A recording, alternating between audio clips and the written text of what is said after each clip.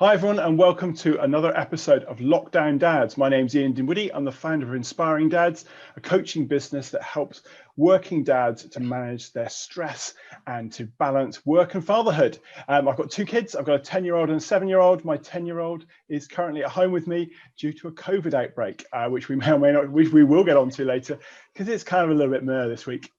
Anyway, so I'm Ian, and my co-host is...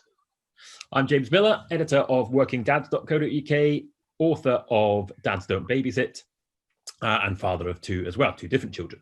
And I am delighted that this week we are joined by Jessica Chivers. Now, this could take a while. I've got to do her introduction, right? So I've got executive coach, psychologist, media mouthpiece. That's her own words, self-confessed media mouthpiece. That's what it says on her website. Author, like me, author. And boss and founder of the Talent Keepers Specialists. Well, maybe you can tell us what that is, Jessica, how you would describe that. But thanks for joining us. And yeah, you just fill us in on what is fill us in on all of that, if you like. What is your main role, and what is the Talent Keeping Specialist? Okay, well, James, before I say anything about me, I've got to ask you, where is your book? Because last week you said you should have it behind you. So I'm giving you a cue here to plug your own book. Brilliant. See, she's good. Yeah, there we go. I could be a PR agent as well, couldn't I? So thank you for having me. This is so much fun to do on a Friday afternoon. Yes, you said I'm an author. Here is the book. Mother's Work, How to Get a Grip on Guilt and Make a Smooth Return to Work is a Light. We'll show you that. I'm a psychologist, and yeah, I'm the founder of the Talent Keeper Specialists. And we are all about helping people to feel confident, connected and cared for when they take extended leave from work. And we're a B2B business, so our clients are HR directors essentially, and we work with the people in their business that are coming back from a period of leave, be it maternity, shared parental leave, adoption leave, or other kinds of extended leave from work. So most of the time I am either stroking clients, working direct with coachees, or I'm working on other things in the business. So I'm not 100% a practitioner coaching. I'm doing other things in the business as well. And I'm raising two children and a dog. Right, we might come on to, well, we will come on to returners. I think we'll talk about that shortly when we talk about your path to what you do now, because to some extent we're all returners these days. But let's start with the same question as we start every week, which used to be a terribly easy question to answer, but is now a bit loaded. Let's start with you, Jessica. How are you this week? I am good. I was even better before it started raining, and James and Ian, I've got to get over this weather thing, because I think my mood is really affected by the weather. If the sun shines, it's yay, hooray, hooray. But no, I'm feeling upbeat and optimistic, and I put that down to staying away from the media. Actually, we've had a couple of wins this week, things that have felt like, yes, we're getting movement, we're getting traction. So that's been really good. And my children being in school, every day I'm thinking I'm really fortunate that they are not at home, because my productivity has gone whoosh since they went back to school. And just having headspace, because as a psychologist, I'm so attuned to this need for the state of flow. That's when you are doing something satisfyingly stretching and you're getting lost in it, you're getting absorbed. And I don't know about you two, but when the children, mine are 14 and 12 now, were at home in the spring, in the summer, you could sit down to do something and think, oh, I'm going to blast through this. And then you'd get a knock at the door, just them coming in. And it just messes with your head. So I'm grateful that my kids are at school. Yeah, we've spoken to that space to think is really valuable, and I think perhaps we appreciate it even more now than we did earlier in the year. Just being able to sit and think, which is not actually on the face of it particularly productive, because it could be just sitting on your chair thinking, but of course it then feeds into lots of other things, and we haven't necessarily had that. And the weather as well. I mean, we've spoken about that. I think that's going to come up a lot in the next few weeks. I think you're maybe the first of many to say how that is going to affect people's moods going forward. But can't do anything about that. I suppose that's part of it. All right, you've mentioned it, Ian. Doesn't sound like it's been a good week. Sounds like it's. Go on then. How are you? It's all right. It could be far worse. It could be the other child who is off, and he's much more demanding than my daughter. Freya's great. She works really well, and she gets on with it, and she enjoys it. But that flow thing that Jessica's talking about, I absolutely agree. This morning I was trying to edit a video, and I was playing it, and Freya would start talking, and I was like, no, you gotta put your hand up. We're in the same room, so you'll put your hand up to get my attention, because I can't hear you. I can't hear what I'm doing. I've then got to rewind. I get annoyed, and she was doing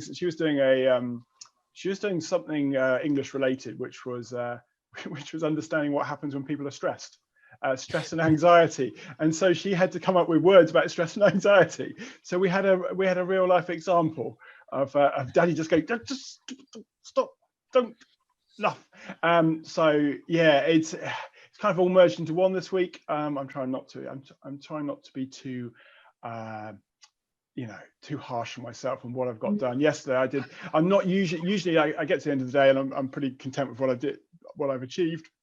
Yesterday I had to write down, I wrote out every little thing that I'd actually achieved, because none of it on the face of it had gone anywhere. They were just building little bricks in a particular direction. So yeah, I'm looking forward to being outside tomorrow, a couple of all weekend actually. I've got a few things hockey related, football related, a bit of reffing, a bit of watching. Yeah. So that'll be all right. So yeah, it's been all right. We're still waiting for the second teachers' results. So they either go back to school on Thursday or they go back to school the following Monday. So we'll see. Oh. Yeah, yeah. Fingers crossed. All right. Yeah.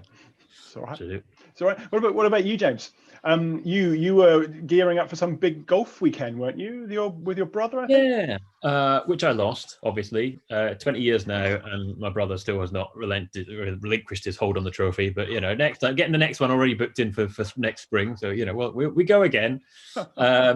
Yeah, I don't know. It's funny all week, this one. I think it's interesting that you both sort of mentioned, neither of you have gone, yeah, it's great, because it feels like there is a bit of a mood at the moment. I certainly felt midweek, I felt I had a bit of a wobble, because here's the analogy I'm working on. I haven't quite worked it out. And this is based on, bear in mind that I used to hate playing rugby at school. But I feel like there's a sort of rugby analogy, right?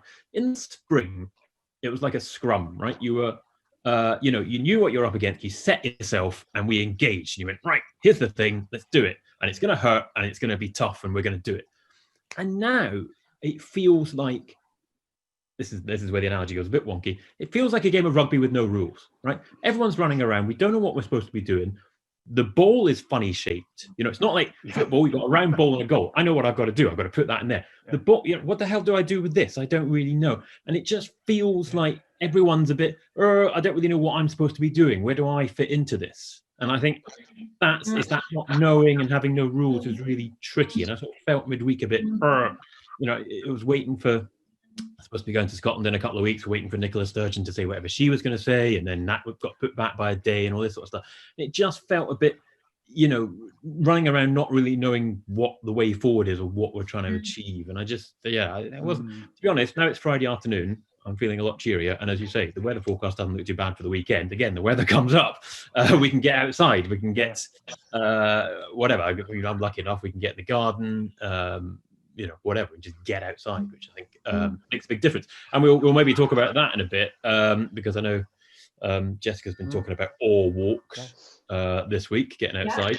But let's just talk about the path, as we call it, in this feature. I call it anyway. The reason we've had you on, obviously, you have many skills and abilities, but part of the reason we want you in particular on this is that you tell us about it. You've obviously your path to doing what you do, but then you also focus on dads, or you've had a focus on dads. So to talk us through how you came to that. Yeah, okay. So first thing to say before I kind of dive into that is I'm working this week. This is another reason to be grateful. I'm hopefully just about to go and pick up my old laptop, which is very exciting because I'm working off my old laptop here. It's got a stupid camera down here by the keyboard instead of here. So the whole time you're either hello viewers talking down here, and it's really irritating. So don't think that I'm looking somewhere else. It's because the stupid camera is down there. So my background was psychology and the application of psychology in the workplace. After having Monty in 2006, he's my eldest, I saw lots of people returning to jobs that were less than commensurate with their skills and abilities. It really pissed me off. These were women. I thought, right, I need to educate line managers and HR leaders to embrace flexible working so that lawyers can go back 3 days, 4 days a week, management accountants, professional people, basically. Really, really irritated me. Realised that there probably wasn't a market for business leaders and HR to buy this book that I wanted to call Keeping Mum.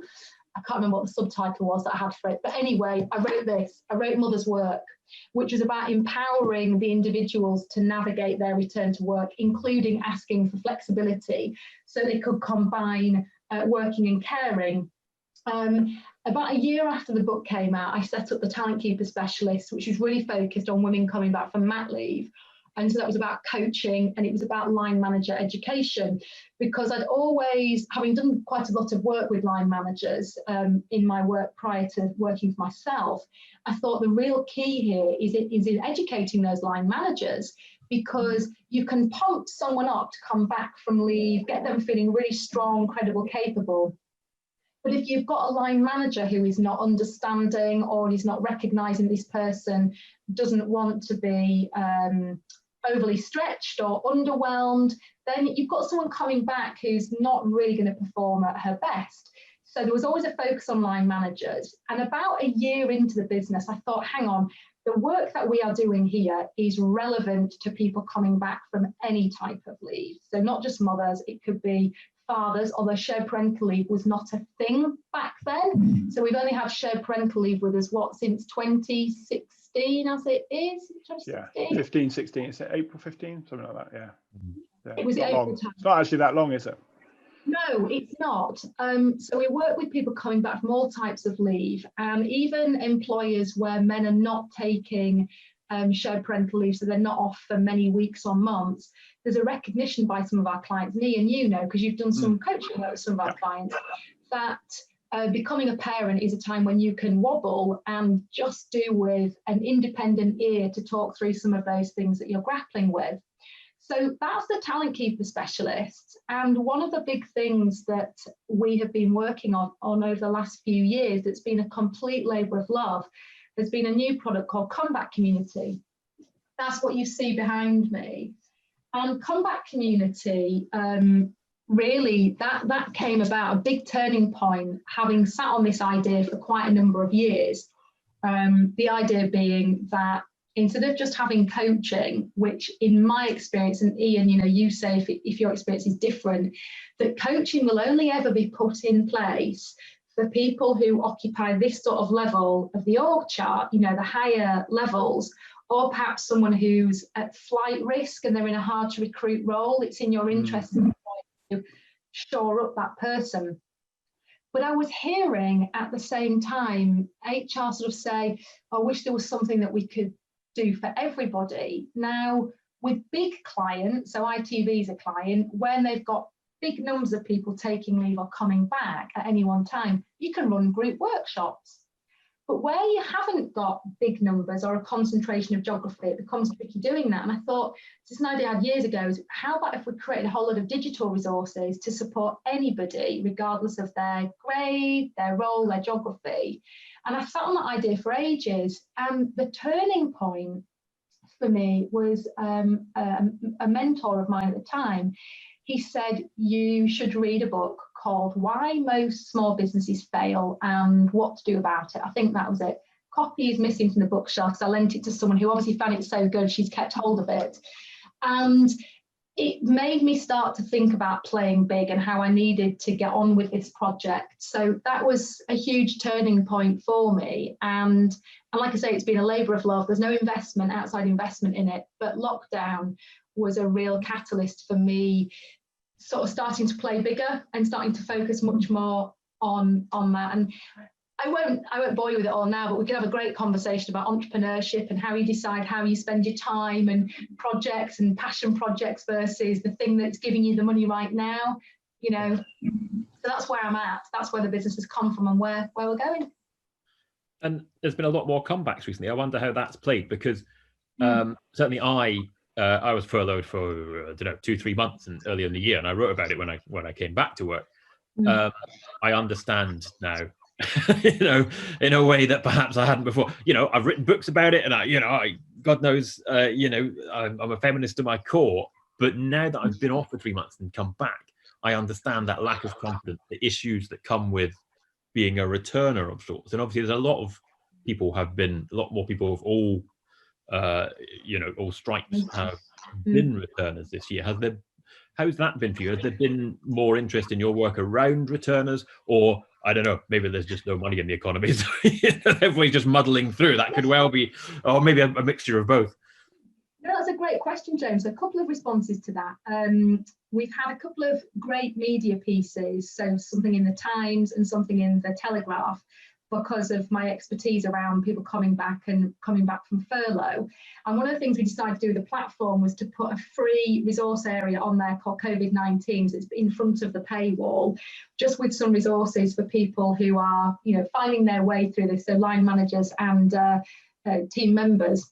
But one of the things that has happened has been a recognition that it's been difficult for people who haven't been furloughed and have been finding their way. And we have been doing some, what I've been calling single session, standalone coaching sessions, where the business has said, we recognise this is a tricky time for you, and we'd like to offer you an independent ear where you can just chew the cud, talk about anything that is on your mind.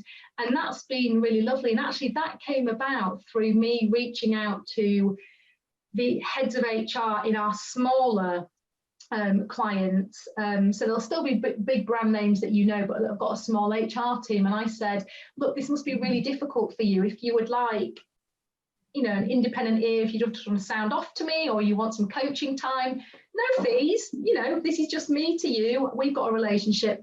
And you know what? Every single one of them, bar one, but she was grappling with some other challenges, said, I'd like that. And so I offered that time, and out of that then came some coaching work, because they said, oh, well, that was really amazing. I want to give that gift to my people, because it's so good to have that place to talk. So that's been interesting, and that's meant a little bit of a pivot, doing something that we wouldn't normally do, those single standalone sessions.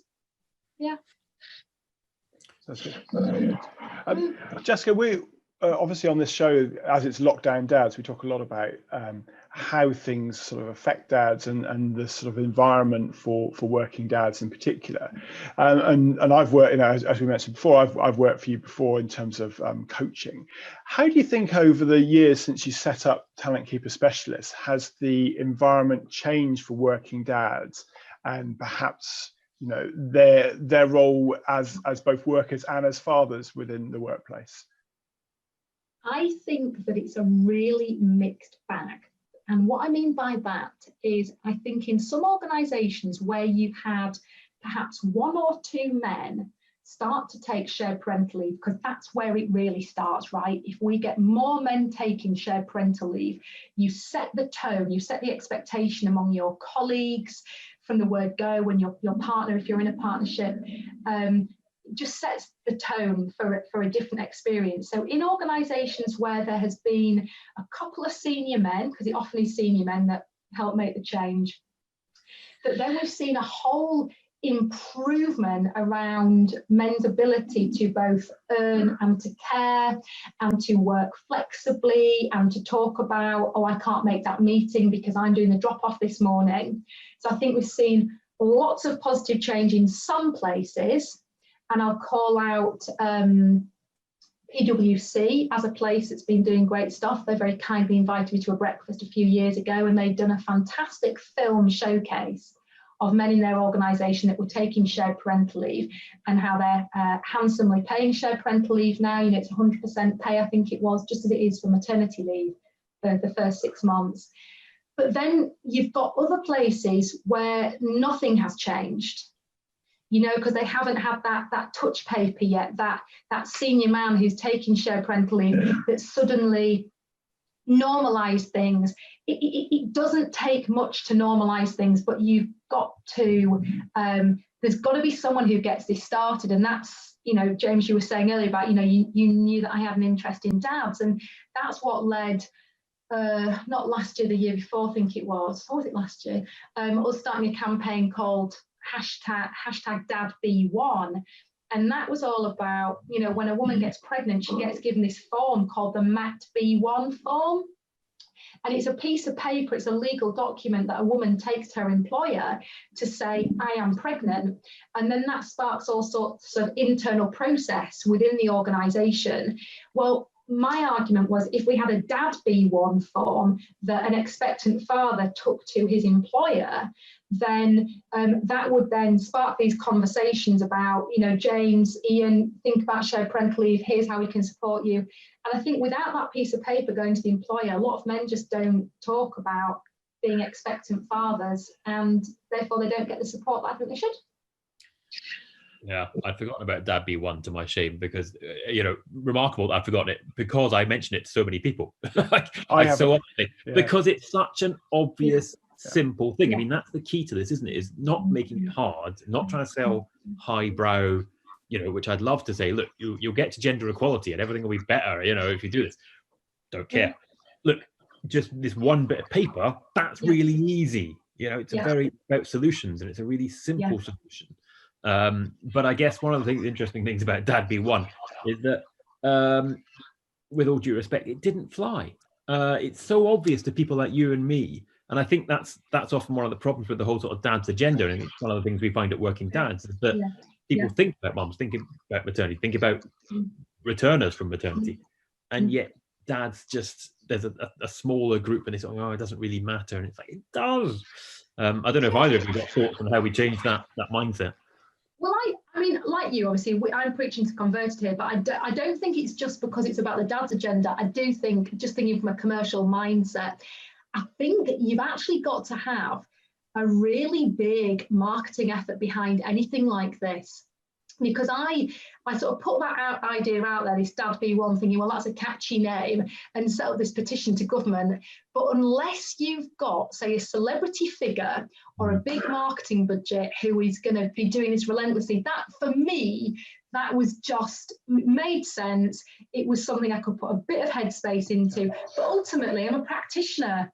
I've got a business to run. I've got to go and hustle for new clients. I haven't got time, you know, to give weeks and weeks to trying to flog this idea of the #DadBe1 form. I just thought, put it out there, see if it happens, and it didn't, you know, but I learned something from that. You need to get a bloody big sponsor behind you whenever you want to make societal change, I think, or a big celebrity. Yeah, I think that's right. There's nothing wrong with the idea. And it remains a cracking idea, and I still would love to see it happen. But like you say, and that's interesting. If you might, I've been busy on LinkedIn today. Woo! I know how to do. But I also shared a blog by a chap called Nick Hilton, who I work with on various podcasts. And he did the anatomy of, he's had a successful podcast over the summer. And one of the things he said is exactly that, you know, without a celebrity backing things, you don't get that lift off. And I think that's interesting. And I think that's valuable for the dad's agenda more widely, is that we need to be thinking about that, perhaps. That's something to be feeding in. Yeah, you only have to look at Marcus Rashford's success with free school meals over the, you know, for disadvantaged children over the summer, and actually people have been campaigning for that for a long time, and but his you know, a bit of drive from a particular person, I think it does make a big difference. So I've been on LinkedIn as well, James. It's funny you should mention that. I don't know if you've seen this, Jessica. I was shining a light on gender inequalities yesterday when my primary school, although I'm listed first as the first contact, then the school phoned my wife instead of me to something that was. Yeah, so I had a little bit of a rant. It has happened before. It's such a little bit of a nerve. So yeah, I was doing a little bit of re-education, I think. James, has that happened to you before? I'm trying to think if that has happened. Yeah, I mean, it has. Let's face it. Yes, over the years, not in any particular serious way. They often, yes, will go to my partner first, and instead of me when I've always been the one that's around. But I certainly know other people. My co-author on Dads Don't Babysit used to moan about it all the time. Even when he was on shared parental leave, he was obviously the one around. The nursery stuff, they would go to mum first, and much like you, Ian, mum was frankly far too busy to be doing that sort of stuff, or inevitably somewhere else. She'd be in central London, a long way away from the nursery. So yes, we've had that, and yeah, I've been complaining about lots of things on LinkedIn today about girls playing sport as well, which is another issue I've written about. Yeah, just go on LinkedIn. Oh, LinkedIn's amazing, isn't it? It's great fun. Yeah. But I also, let's just before we move on to the tips, because I don't want to possibly preempt what Jessica's tip might be. And if you've got another one, then well, let's see how we go.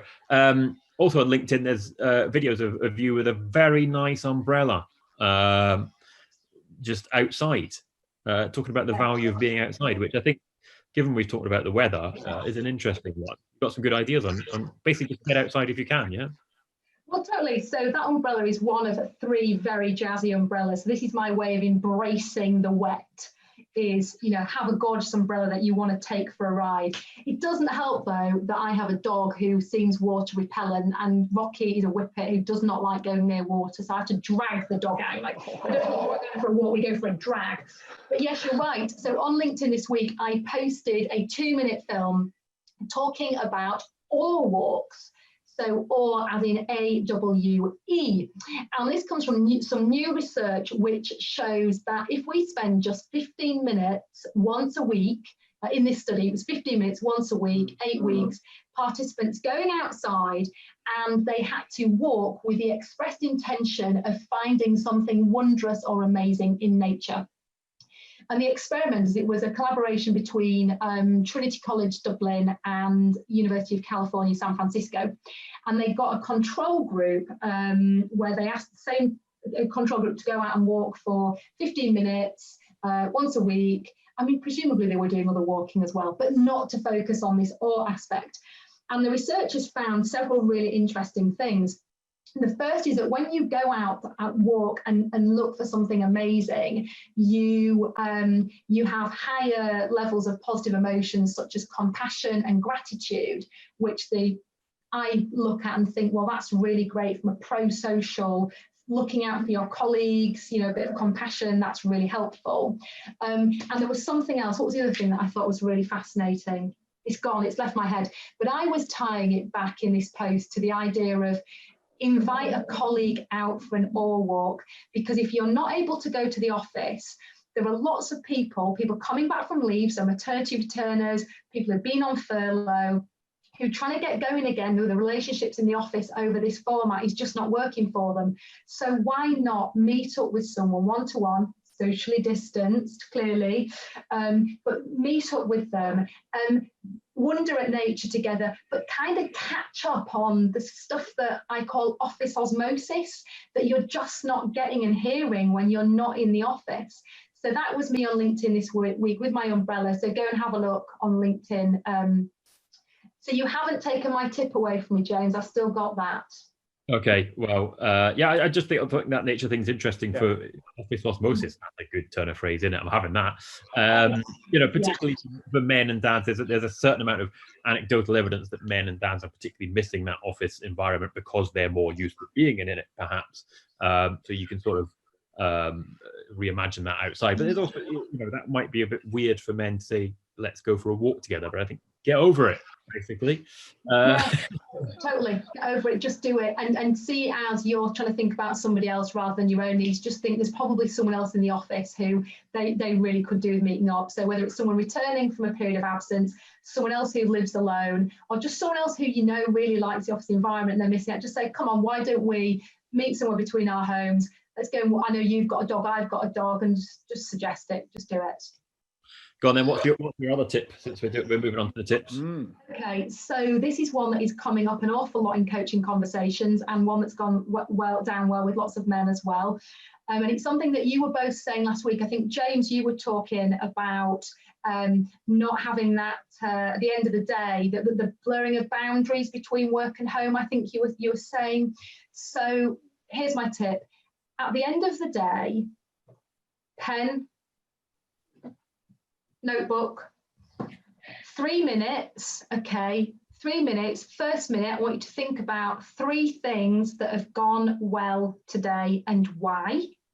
Now, Ian, you said that yesterday you felt like you didn't really make much progress on things. It was just little bit itty bitty building blocks, but you wrote down what you'd done. Brilliant. I call that the have done list. When you need to feel good about what you haven't done, the have done list. So pen, paper, think about 3 things that have gone well and why, and then write them down. This comes from some research done over a decade ago by positive psychologists in the US. And the reason why it's important to write these things down is you linger longer on the experience when you write it down, so you more deeply encode it. And it's very important to think about why that thing went well, because then you are tying it back quite often to your own agency, and you see yourself as an active actor in the day. So whatever has gone wrong, however much Freya has interrupted you or irritated you, or whatever you haven't gotten done, when you take it 3 minutes to think about what's gone well and why, you write it down. It's like putting a full stop on the end of the day and putting to bed the things that didn't go well or didn't happen. And then you put that away, you turn your laptop off, you leave the room and you go to your family. Okay, so it just helps on all sorts of levels, Dad. So 3 things that have gone well, why, write it down. That was like free coaching. That was a free coaching session. That's what it felt like. I didn't put the why in. You see, I wrote them down like tick tick tick, but without the why. So my tip this week, I'm just going to jump in there. My tip this week: Freecycle, or variations of Freecycle. It never ceases to amaze me how much things that you as an individual, as a family, have stopped using, you don't see any value in, somebody else will see value in it and they can reuse it, and it's not going to get thrown away. This week we bought some new garden furniture in the sale, got a discount, got a voucher, all the rest of it. Nabbed something quite nice, but then obviously we've got 2 bits of garden furniture sitting outside our house, and the chairs they've worn away. They're sort of rattan, plastic rattan. They've worn away on the top. I thought, just no, they've been wearing away for 2 or 3 years. Let's be honest. And I didn't think there was particularly any value from it, but I knew the table was worth something. But this is post it locally. I got 5 or 6 people who wanted to take it off my hands. First people came along with a van and loaded up, and new garden furniture. It's not going to the tip. We're not having to pay anyone to do it, and off it goes to a new home, and everyone's a winner. And the stress and anxiety of looking outside, you need to get rid of this stuff. Decluttered. I decluttered in a day. Something that could otherwise have just hung around. So yeah, Freecycle, or there are variations. There's lots of Facebook groups that aren't called Freecycle. Very good. Yeah, I'm doing a bit of that. The old weird nighttime recycling in London. Just leave furniture on the pavement. It's gone in the morning. I don't know who takes it, but it works. It works. Radiators as well. You leave a radiator out, always gone the next day. Ironmongery, that is. Never happened to me. Right. I got a choice of tips. Right. Do you want podcasts or do you want pants? Pants. He's gone there. Of course. Well, I don't want this to get weird, and we've only got less than a minute, I see, of recording, so I don't know how this is going to go, but this is my tip for parents of small children. Buy your pants carefully. I don't know if you've noticed this, Ian, but there's a trend in men's pants to not have a fly anymore, right? They don't have the winkie hole, right? They don't. When you're going to the toilet, it takes longer to go to toilet, right? Now, small children are always flipping, knocking on the toilet door and demanding your attention. And if you've got to do more actions to get out of there, it's a pain in the ass, right? Oh, it's not a pain in the ass, it's the other way around. Better. My point is, if you have young children, choose your pants carefully for maximum efficiency while in the toilet, because your children will knock on the door when you're trying to have a wee and demand your attention. Mums obviously are well aware of the children in the toilet. Holes. Bring back winkie holes. Yes. I love it. Hashtag winkie hole wins. That's what we're calling it. And on that note, I said I didn't want it to get weird, but it did get a bit weird, didn't it? perfect.